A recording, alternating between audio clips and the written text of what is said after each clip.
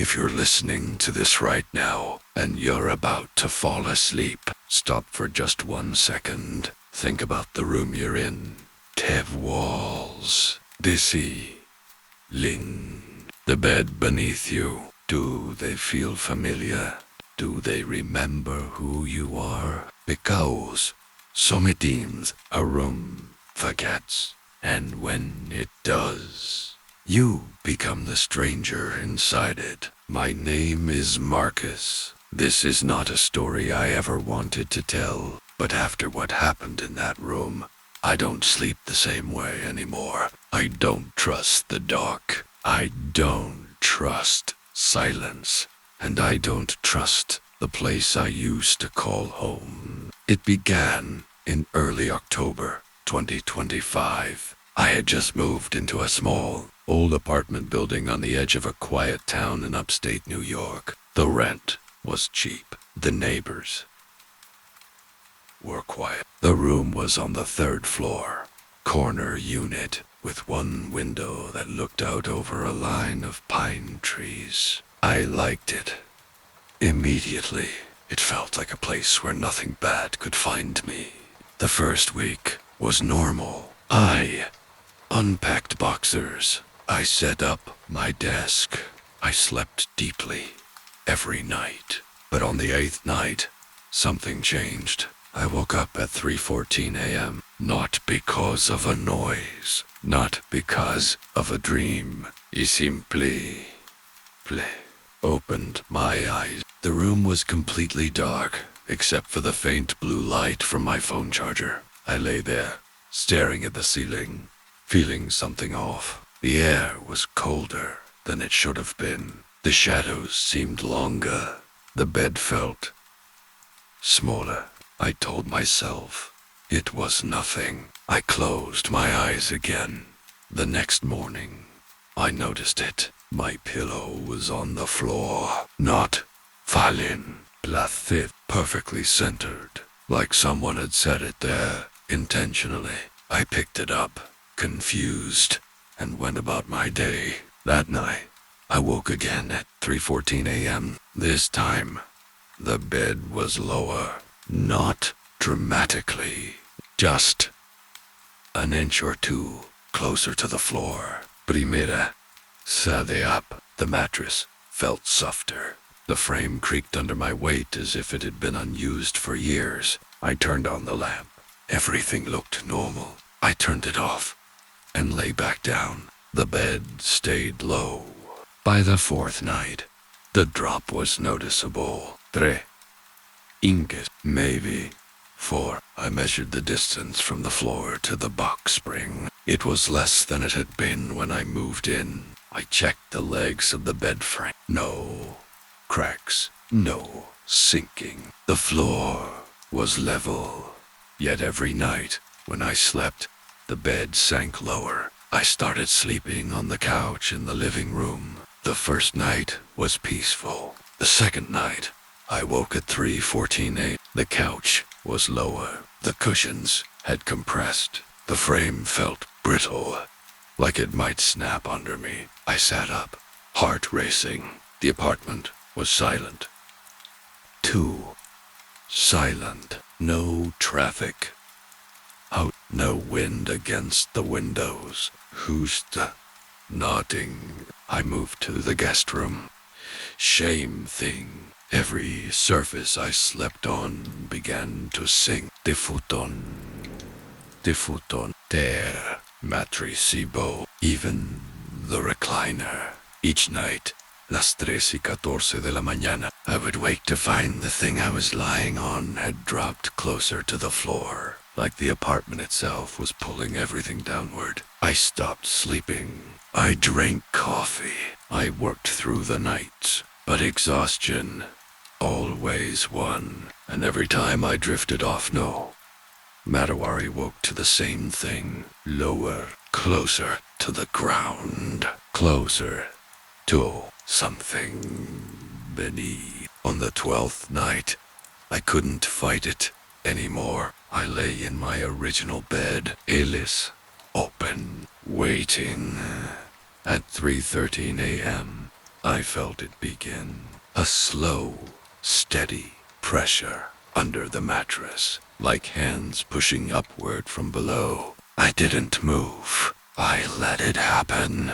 The bed dropped. 1 inch, 2, or 3, 3.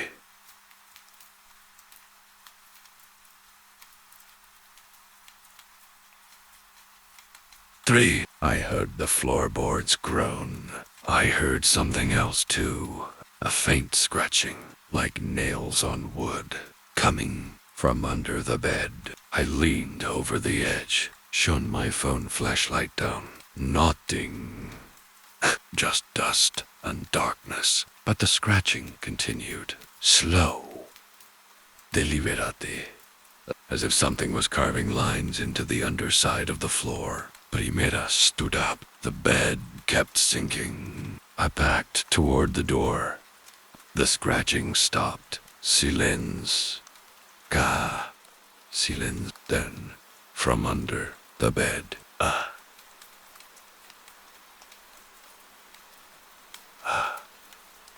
voice. My voice. Whispering. Marcos, why won't you sleep? Primera. Ra. Ene. I left the apartment that night. I drove to a motel. Paid in cash. Slept in the car. I didn't go back for 3 days. When I finally returned, the apartment was quiet. The bed was back to normal height. The floorboards were unmarked. I almost convinced myself it had been exhaustion, stress, a waking nightmare. But that night, I didn't sleep in the bed. I slept on the floor, just to be sure. At 3:14 a.m., I woke up. The floor was cold. Toho, ko, primera, sa, de, up. The room felt smaller, the ceiling lower, the walls closer. I looked around. Everything was the same, except the bed. The bed was gone. Not movet, not missing, gone, as if it had never existed. Just empty space where it used to be. Primera stood up, walked to where the bed had been, touched the floor. It was warm, like something had just left it. Then I heard it, the scratching, not under the floor this time, inside the walls, slow, steady, circling the room, following me as I walked. I pressed my ear to the wall. The scratching stopped, then started again right behind my ear, inside the drywall. Primera, maqueda guay. The scratching followed. I ran to the door. The scratching followed. I left the apartment. The scratching followed me down the stairs, into the hallway, into my car. I drove all night, stopped at a rest area, slept in the back seat. When he woke up, the scratching was gone. I never went back to that apartment. I called the landlord, told him I was breaking the lease. He didn't argue. Just said, you're not the first. I asked what he meant. Pause, then told me the building had been renovated in the 1970s. The previous tenant in my unit had disappeared. No trace, no body. Just gone. The room had been sealed for years. They only opened it again last year. For me. I asked if anyone else had complained. See, yes, 3 people before me. All left suddenly. All said the same thing. The room forgot them. Hung up. I never returned. I live in a new place now. A modern apartment. Bright lights. New floors, no history. But every night at 3:14 a.m., I wake up, not because of noise, not because of fear. He just open my eyes and primera quiet to see if the room remembers me. So far, it does. But if one night it doesn't, I don't know what will happen. If you're still listening, if you're still awake, look around your room.